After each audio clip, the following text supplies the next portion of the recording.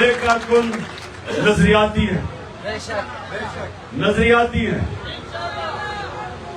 قیمے کے نان کھانے کے لیے جلسوں پہ نہیں جاتے، میرے کارکن دلیر ہیں، نادر ہیں، اپنے خوف کے بت کو توڑ چکے ہیں، اور میرے کارکنوں میں مجھے جو سب سے زیادہ چیز پسند ہے، ان میں جنون ہے۔ میں جب کرکٹ کھیلتا تھا، ایک کھلاڑی میں اللہ نے ٹیلنٹ دیا ہوتا تھا اور دوسرے میں جنون ہوتا تھا۔ جو جنون تھا وہ تھوڑی دیر کے بعد ٹیلنٹ کو ہرا دیتا تھا، جنون کا کوئی توڑ نہیں ہے، اس لیے کوئی میرے کارکنوں کو شکست نہیں دے سکتا۔ لیکن نجم شراز نے ابھی جو نعتیں پڑھی، میرے کارکنوں کو ابھی تک نعتیں پڑھنی نہیں آئی، تو تھوڑی امپروو کریں اپنی نعت پڑھنے کے لیے، کیونکہ ابھی آپ نے نجم شراز کی نعت کو پوری طرح قتل کرنے کی کوشش کی ہے۔ اچھا اب سنیں، آپ میں سب سے پہلے پتہ چلانا چاہتا ہوں کہ اب کدھر کدھر سے لوگ آئے ہیں۔ لاہور، یہ لاہور ہے سارا، پاک پٹن، یہ پاک پٹن ہے،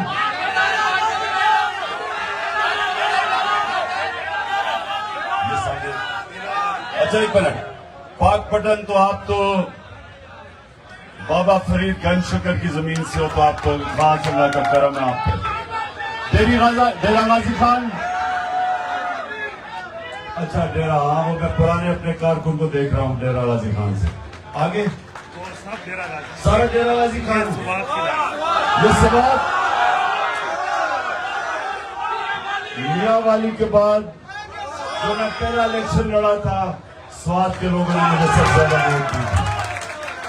اس کے بعد سیالکوٹ، ماشاءاللہ سیالکوٹ، باجوڑ، اچھا باجوڑ، شاباش،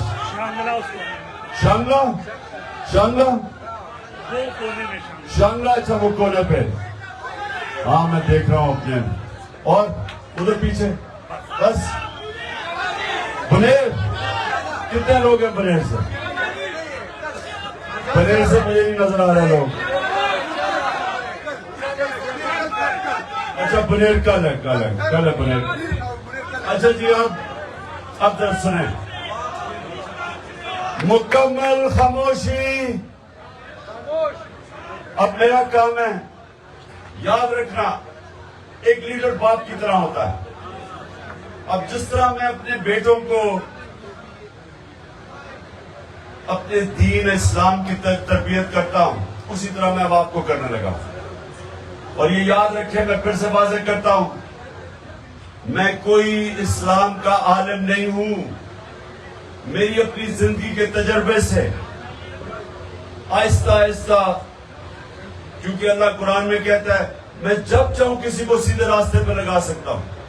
یہ یاد رکھیں، قرآن میں اللہ کہتا ہے میں جب چاہوں کسی کو بھی سیدھے راستے پہ لگا سکتا ہے۔ تو جس کو وہ سیدھے راستے پہ لگاتا ہے، اس کو کوشش کرنی چاہیے کہ باقی انسانوں کو بھی اس راستے پہ لے کے آئے۔ آپ جب نماز پڑھتے ہیں، خاموشی، یہ سنیں ذرا غور سے، آپ اللہ سے پہلے آپ اللہ کی تعریف بیان کرتے ہیں کہ سب تعریفیں اللہ تیرے لیے، پھر آپ اس کی تعریف کرتے ہیں کہ وہ رحمان اور رحیم ہے، معاف کرنے والا اللہ ہے، پھر آپ اس کی سب سے بڑی تعریف مالک یوم الدین، انصاف کرنے والا خدا ہے۔ جو اللہ فیصلے کرتا ہے انسانوں کے اوپر، وہ دلوں کے بھی راز جانتا ہے، اعمال بھی جانتا ہے، تو وہ سب سے بڑا جج ہے، انصاف کرنے والا۔ لیکن مانگتے آپ اللہ سے صرف ایک چیز ہے، وہ کیا ہے؟ یا اللہ مجھے ان کے راستے پہ لگا. اب یہ سمجھنے والی بات ہے. راستہ مانگ رہے ہیں. اللہ نے یہ بھی کہا کہ اس منزل پہ لے کے جا, اس راستے پہ لگاؤ. یہ سمجھنے کی بات ہے. کیونکہ اگر وہ منزل ہو تو اللہ کے پیغمبر وہ تو سب سے اللہ کے قریب تھے, لیکن اللہ نے پیغمبروں کو بھی کہا کہ جب تک وہ زندہ ہیں وہ نماز پڑھتے ہیں کہ وہ بھی مانگتے ہیں سیدھا راستہ. اس کا مطلب یہ ایک بہت بڑی جہاد ہے اس راستے کے اوپر, اور وہ راستہ ہمارے لیے ہمارے نبی صلی اللہ علیہ وسلم کا, جس کے وجہ سے اللہ حکم کرتا ہے ان کے راستے پہ چلو, ان کی سنت پہ چلو, ان کی شریعہ پہ چلو. اللہ کیوں کہتا ہے؟ ہماری بہتری کے لیے. یہ یاد رکھنا کہ جو بھی ان کے راستے پہ چلے گا وہ ہے عظمت کا راستہ. دنیا کی تاریخ میں کسی انسان کو اتنی عزت اور اتنا کارنامے نہیں ہے جو ایک انسان ہمارے نبی صلی اللہ علیہ وسلم کے. کسی انسان چاہے وہ مسلمان ہو یا نہ ہو, کوئی دنیا کے اندر انسان نہیں آیا جس کی وہ اچیومنٹس ہیں جو ہمارے نبی صلی اللہ علیہ وسلم کی. اور میں آپ کو بار بار یہ بتاتا ہوں کیونکہ آپ کو یہ میں کبھی یہ نہیں اپنی زندگی میں کہیں نہیں سنا تھا. بڑے ہر بار بچپن سے جمعوں کی نماز پڑھتے تھے, مجھے کبھی کسی عالم نے یہ نہیں بتایا جو میں آپ کو بتانے لگا ہوں کہ میرے نبی نے ہجرت کی 622. یہ تاریخ اپنے ذہن میں یاد ہے. 622 کو انہوں نے ہجرت کی مدینہ میں. 625 کو پہلی جنگ بدر ہوتی ہے. 313 مسلمان. میرے نبی دنیا سے پردہ کرتے ہیں 632, 10 سال کے بعد, ہجرت کے بعد. تو جنگ بدر کی 625 کے بعد 313 لڑنے والے دو اس وقت دنیا کی عظیم سپر پاورز تھی, رومن امپائر اور پرشین امپائر. ایک ایک ان کی جس کو سدرن لیجن کہتے ہیں, جو ان کی سپر پاور تھی نا, ایک ایک جو ان کی فوج تھی, 1,00,000 فوج تھی ان کی جدید ہتھیاروں کے ساتھ رومن امپائر کی. تو 625 اور 636 یہ دن یاد رکھیں, یہ تاریخ. 11 سالوں میں رومن امپائر گھٹنے ٹیکتا خالد بن ولید کی فوج کے سامنے یارمک میں, 11 سالوں کے بعد. اور 12 سال یعنی اگلے سال جو دوسری سپر پاور ہے وہ ان کے سامنے گھٹنے ٹیک دیتی. اب کیوں اللہ ہمیں کہتا ہے نبی صلی اللہ علیہ وسلم کے راستے پہ چلو؟ سمجھنے کی کوشش کرو کہ انہوں نے کیا کیا تھا کہ وہ عرب جن کی کوئی حیثیت ہی نہیں تھی, عربوں کی تو کوئی حیثیت نہیں تھی, ایک طرف سپر پاور, ایک طرف دوسری, مشرق میں ایک, مغرب میں دوسری, یہ تو بیچ میں ریگستان میں عرب تھے. تو سوچنے کی بات ہے کہ وہ کیا تبدیلی لے کے آئے تھے میرے نبی لوگوں کے صلی اللہ علیہ وسلم, لوگوں کے ذہنوں میں, کہ وہ اٹھ کے دنیا کی امامت کرنی شروع کر دی. انہوں نے دنیا کی کئی 100 سال تک انہوں نے امامت کی. وہ کیا چینج آیا تھا یہ آپ سب کو سمجھ گئے. چینج شروع ہوا تھا ایک لا الہ الا اللہ سے. انسانوں کو آزاد کیا تھا. جب آپ دعویٰ کرتے ہیں اللہ کے سوا میں کسی کے سامنے نہیں جھکتا, انسان اپنی آزادی کا دعویٰ کرتا ہے, اور صرف آزاد انسان امامت کرتے ہیں, کبھی غلامی امامت کرتے ہیں, آزاد انسان کرتے ہیں. تو پہلے تو انہوں نے اندرونی طور پہ آزاد کیا. جب یہ آپ دعویٰ کرتے ہیں تو آپ بت توڑ دیتے ہیں جو انسان کو زمین پہ رکھتے ہیں. جو میں بار بار ایک مولانا روبی کا, انہوں نے جب کہا نا کہ جب اللہ نے تمہیں پر دیے ہیں تو کیوں زمین پہ رینگ رہے ہو, مطلب یہ کہ اللہ نے تمہیں اشرف المخلوقات بنایا, عظیم مخلوق, لیکن قرآن میں اللہ کہتا ہے جب انسان گرتا تو جانوروں سے بھی نیچے گر جاتا ہے. تو اپنا مقام پہچانو. وہ شروع ہوتا ہے لا الہ الا اللہ سے. اس نے ان عربوں کو پہلے آزاد کیا اندرونی طور پہ. بت توڑے. ایک تو مکہ میں بت توڑے. میرے نبی صلی اللہ علیہ وسلم نے مکہ کے وہ جو بت تھے وہ توڑے کعبہ کے اندر. لیکن اندرونی طور پہ آزاد کیا وہ بت جو سب سے خوفناک بت ہے, خوف کا بت. میں جب کرکٹ کھیلتا تھا میرے سے بڑے بڑے ٹیلنٹڈ کھلاڑی تھے, لیکن وہ خوف کی وجہ سے اوپر نہیں آ سکے. بیٹسمین گیند لگنے سے ڈرتے تھے کہ تیز بولر سے بیٹسمین ڈرتا تھا, اوپر نہیں آ سکا, خوف کو نہیں قابو پا سکا, بڑا کھلاڑی نہیں بنا. ایک اور تھا جو ہارنے سے ڈرتا تھا.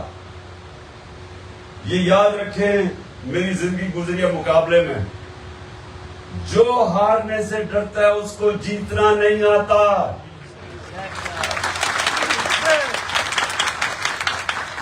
کوئی فوجی سنیں, کوئی فوجی وہ تب تک بڑے کارنامے نہیں انجام دیتا جب تک اپنے موت کے خوف کے اوپر قابو نہیں پاتا. تو کیسے لڑے گا اگر اسے مرنے کا ڈر لگا رہے؟ پہلے وہ اپنے خوف کے اوپر قابو پاتا ہے پھر بڑے کام کرتا ہے. خالد بن ولید شاید دنیا کی تاریخ کا اس جیسے جنرل آیا ہی کبھی نہیں, وہ ہارا ہی نہیں کبھی. لیکن ان دنوں میں جب تلواروں سے لڑتے تھے خود آگے لیڈ کرتا تھا. یعنی تلواروں سے سوچے یا مقابلے میں وہ خود آگے لیڈ کرتا تھا. اور کیوں؟ کیونکہ اس کا خوف کا بت ختم ہو چکا تھا, موت کا ڈر چلا گیا تھا. اور جب خالد بن ولید مرنے والے تھے, حضرت عمر سے بات کر رہے ہیں, تو حضرت عمر وہ کہتے کہ اتنی میں نے جنگیں لڑی, کیوں میں اس طرح مر رہا ہوں؟ میں چاہتا تھا کہ میں جنگ میں شہید ہوں. تو حضرت عمر نے انہیں کہا کہ دیکھو تمہیں نبی صلی اللہ علیہ وسلم نے بہت بڑا خطاب دیا ہوا تھا, سیف اللہ, اللہ کی تلوار, وہ کیسے کوئی اس کو مار سکتا تھا؟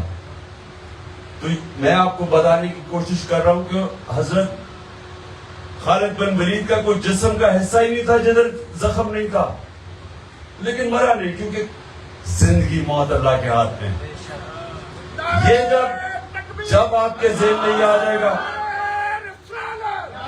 جب آپ کے ذہن میں یہ بات آ جائے گی, جب آپ کے ذہن میں یہ آ جائے گا کہ انسان سے اللہ نے وہ حق ہی لے لیا مارنے کا کسی کو, وہ اللہ کا فیصلہ ہے. وہ یا اپنے تلوار سے جانا ہے, یا شہادت سے جانا ہے, یا کینسر سے جانا ہے, وہ اللہ کا فیصلہ ہے. انسان کو آزاد کیا اس خوف سے. اور دوسرا خوف کہ میری جی روزی نہ چلی جائے. اب یہ کئی پولیس والوں نے, رینجرز نے ظلم کیا کہ یہاں ایک وہ پتا تھا غلط کر رہے ہیں, عورتیں بچے ہیں یہاں, شیل مار رہے ہیں, وہ پیلٹ گنز مار رہے ہیں, پتا تھا غلط ہے, لیکن نوکری زیادہ, رزق زیادہ عزیز تھی. ایمان اعتماد نہیں تھا کہ اللہ کے ہاتھ میں ہے رزق.